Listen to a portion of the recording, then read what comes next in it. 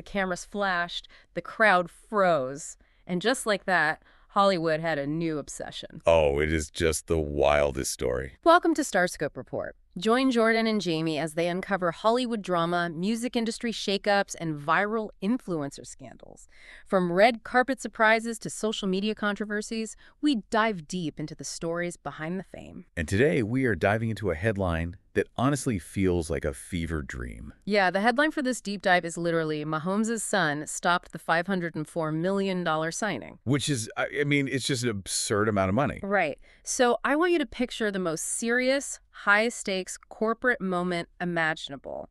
You are securing a $500 million contract. The largest in NFL history, by the way. Exactly. You are the undisputed king of the sports world. You're cementing your legacy at the absolute peak of your profession. And yet the only thing anyone actually cares about is your toddler. Yes, your toddler pointing at a poster on the wall and yelling, "It's Taylor!" It's so funny.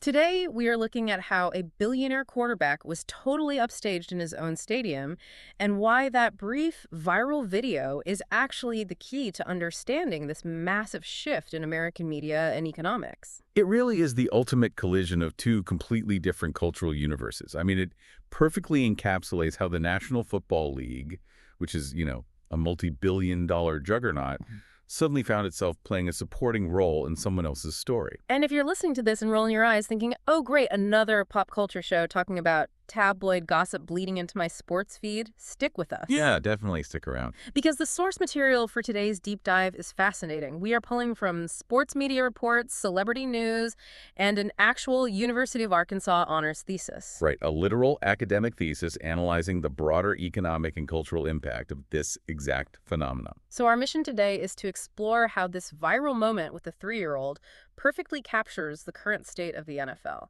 where a pop culture icon she completely reshaped the business. Let's set the scene at Arrowhead Stadium. This is the headquarters of the Kansas City Chiefs. Right, and Patrick Mahomes, their star quarterback, is recovering from an ACL and LCL tear. Oh, it sounds so painful. Yeah, he's been grinding through rehab, but today is a celebration. He is sitting down to sign a staggering $504.75 million contract extension. Just casual. $500 million. Totally casual. And it keeps him with the team through 2033. So he's walking the halls of the stadium with his family. His wife, Brittany, and their 3 kids. Yeah. Sterling, who is 5, Bronze, who is 3, and baby Golden, who's just 1.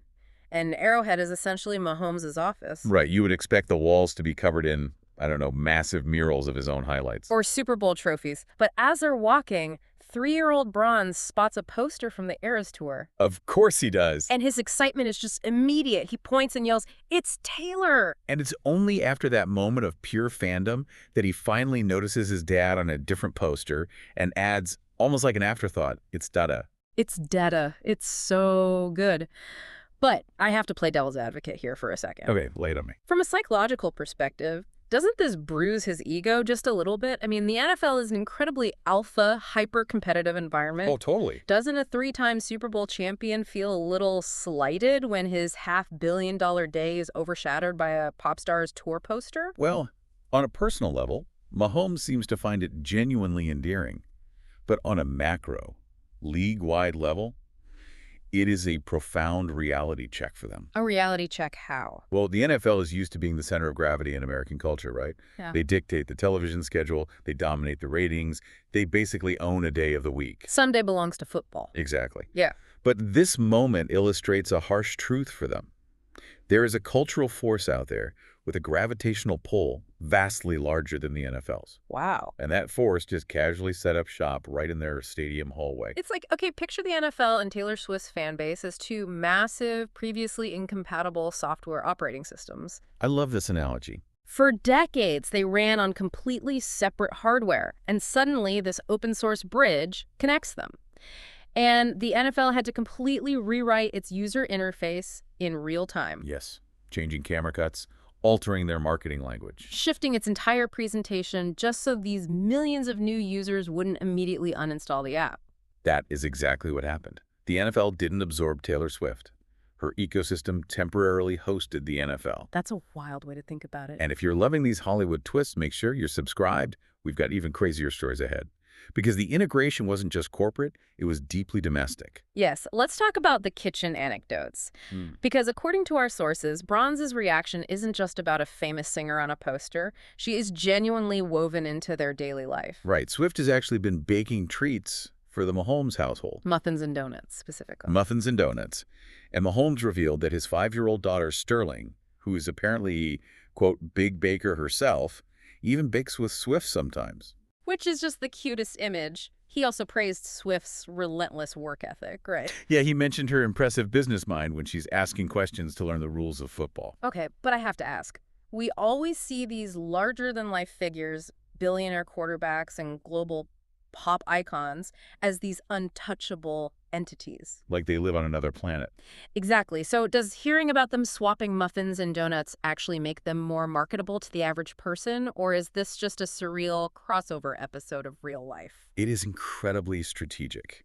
Even if it's completely organic, it's a textbook example of using mundane domesticity to bridge the relatability gap. Because traditional sports marketing spends billions trying to manufacture that. For billions.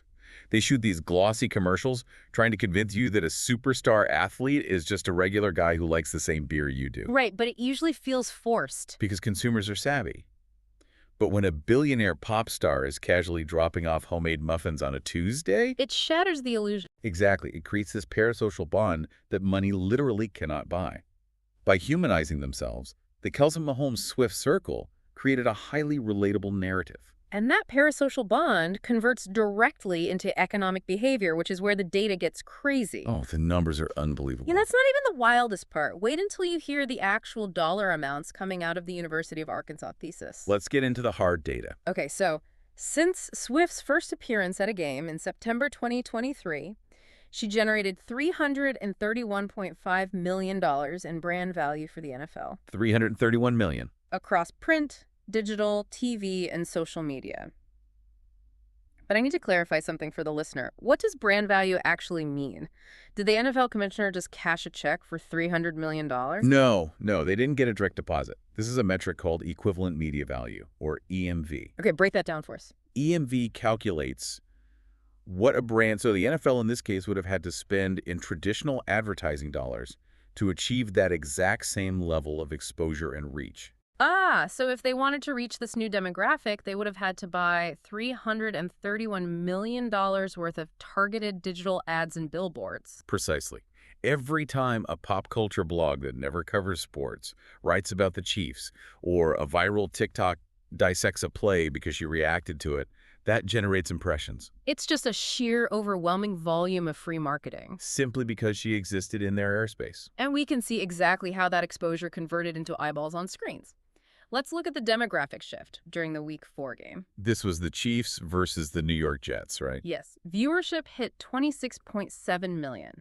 But the breakdown is the real story. Hit us with the numbers. Viewership for teen girls, ages 12 to 17, spiked by 53%. Wow, 53%. Women aged 18 to 24 jumped by 24%, and women 35 and older rose by 34%. I mean, in the broadcasting world, tweaking a demographic by like 4 or 5% is a massive win for a network executive. So a 53% spike is... It's tectonic. It represents a fundamental shift in household viewing habits. And then there's what the sources call the Kels bump. Oh, yes, the Kels bump. Travis Kelce was already a future Hall of Famer, but his metrics post-Swift look like a crypto chart in a bull market. Seriously. Yeah. His jersey sales skyrocketed 400% in 1 week. 400%. His Instagram followers jumped from 2.8 million to over 6.4 million. That's insane. And the New Heights podcast he hosts with his brother Jason, their female listener base grew from 32% to 50%. Let's dissect the psychology of that jersey purchase for a second, because it perfectly illustrates this shift. Okay, yeah. Why buy the jersey? Historically, you buy a football jersey to signal loyalty to a geographic location or an athletic franchise, right? Right. It's athletic apparel. But a newly minted 16-year-old fan isn't buying a Kelce jersey because she suddenly cares deeply about Kansas City's red zone offensive efficiency. No, definitely not. She's buying it because it operates as tour merchandise. Oh, wow. That makes so much sense. To this new audience, the football game is just a new stop on a cultural tour. The jersey is the equivalent of a concert T-shirt. It's a friendship bracelet on steroids. Exactly. It signals participation in a massive pop culture event. That reframing is fascinating.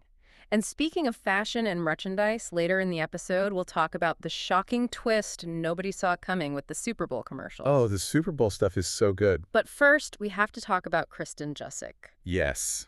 This is one of my favorite stories from all the source material. So Kristen is the wife of Kyle Jussick, the fullback for the San Francisco 49ers, and she's a designer. Right, but before this phenomenon, she was actually struggling to get brand collaborations. Which is wild, considering she's NFL adjacent. It just shows how notoriously gatekept the fashion industry is. Brands want guaranteed ROI, so they only bet on established names. But then, Kristen makes a custom Chiefs puffer jacket constructed entirely out of a jersey, featuring Kelce's number. It was such a cool design. And she gifts it to Swift, who wears it to a freezing wildcard playoff game against the Miami Dolphins. And the internet just absolutely Explodes. In 4 days, Kristen gains 400,000 Instagram followers. 400,000 in 4 days. She eventually topped 1 million. And the ultimate payoff, she secured an official NFL licensing deal. It is a stunning display of economic mobilization. What we're seeing here is the raw purchasing power of this specific female demographic. When they see a product validated by a cultural icon they trust, they don't just passively like a post. No, they mobilize. They follow the creator, they demand the product, and they force massive corporate entities like the NFL licensing division to immediately adapt. She went from struggling for an email reply to holding a licensing deal with the biggest sports league in America. Literally overnight. Stay tuned and hit that subscribe button so you don't miss what's coming next, because corporate America was taking furious notes. Which brings us to the ultimate proving ground of American marketing, the Super Bowl. Super Bowl LV8th. The most watched telecast in history with 123.4 million viewers. Just a staggering audience. But what's fascinating isn't just the viewership number. It's how the commercial playbook changed entirely because of this new female demographic. Right. For decades, Super Bowl ad buys have been notoriously predictable. Beer, trucks, crypto. Yeah, hypermasculine broadcasts. But suddenly, beauty brands pivoted hard. ELF Cosmetics ran a major ad. CeraVe ran a brilliant campaign with Michael Cera. And most notably, Dove returned for the first time since 2006. This is the one that really stood out to me. They partnered with Kylie Kelsey, Jason Kelce's wife, for an ad called Hard Knocks, addressing body insecurity in young girls in sports. It's such a poignant issue, and the fact that Dove saw a $7 million ad spot as a safe bet proves that the foundational makeup of the audience had fundamentally changed. It wasn't just a few extra viewers, the living room dynamic had shifted. Which leads us to the socio-cultural impact of fathers and daughters bonding over the games. Yes.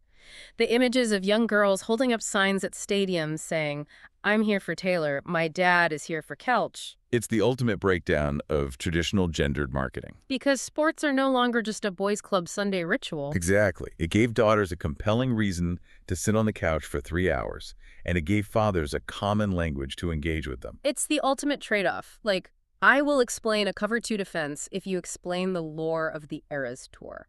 It transformed into a family-wide, cross-demographic monoculture event. Which is almost impossible to build on purpose. Truly impossible. So let's summarize this journey. We went from a 3-year-old yelling, "It's Taylor," at a $500 million contract signing, to homemade muffins bridging the relatability gap. to a $331 million economic boom that literally reshaped NFL marketing and Super Bowl commercials. It's unprecedented. It is. And it leaves us with a final provocative thought. The NFL benefited from an organic, spontaneous cultural collision that they didn't engineer. Right, they just rode the wave. But now that brands and male-dominated industries have seen the staggering financial power of this effect, how long will it be before corporate executives awkwardly try and likely fail to artificially manufacture this exact same kind of cross-cultural magic? Oh, they are definitely pitching it in boardrooms right now, and it's going to be so cringe to watch. Absolutely. You've been listening to Stir-Scope Report, where Jordan and Jamie uncover the stories shaping Hollywood, music, and pop culture. Thanks for tuning in, and don't forget to subscribe for more stories that keep the stars shining.